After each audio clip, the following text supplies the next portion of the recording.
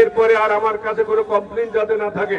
কারণ আপনারা যারে ভালো মনে করবেন, যার মাধ্যমে এলাকার মানুষের মধ্যে গ্রহণযোগ্যতা থাকবে, এজন ব্যক্তিকে আপনারা চয়েস করবেন। ভবিষ্যতে তার বিরুদ্ধে যাতে কোনো কমপ্লেন না আসে, মানুষ যাতে তাদেরকে ভালো জানে। আগামী দিনে আমরা নির্বাচন করব, জনগণের কাছে যেতে হবে, এমন লোককে নিতে হবে জনগণ যাকে পছন্দ করে।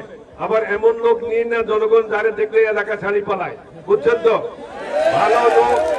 ভালো লোক নেতা নির্বাচন করবেন, ভালো লোকদেরকে আপনারা আনবেন।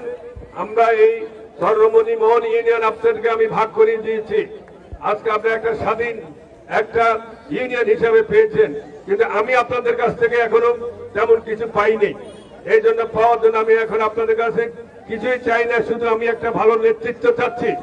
মানুষ যাদেরকে পছন্দ করে, মানুষ যাদেরকে ভালোবাসে, মানুষ যাদেরকে দেখলে সম্মান শ্রদ্ধা করে, নেতা কর্মীদেরকে যে আদর যত্ন করে, মায়া করে, এই ধরনের আমি নেতৃত্ব চাচ্ছি। যে নেতৃত্বের মধ্য দিয়ে আগামী দিনে এই চর অঞ্চলের এই অংশ আমাদের তারা দায়িত্বশীলতার পরিচয় দিতে পারবে।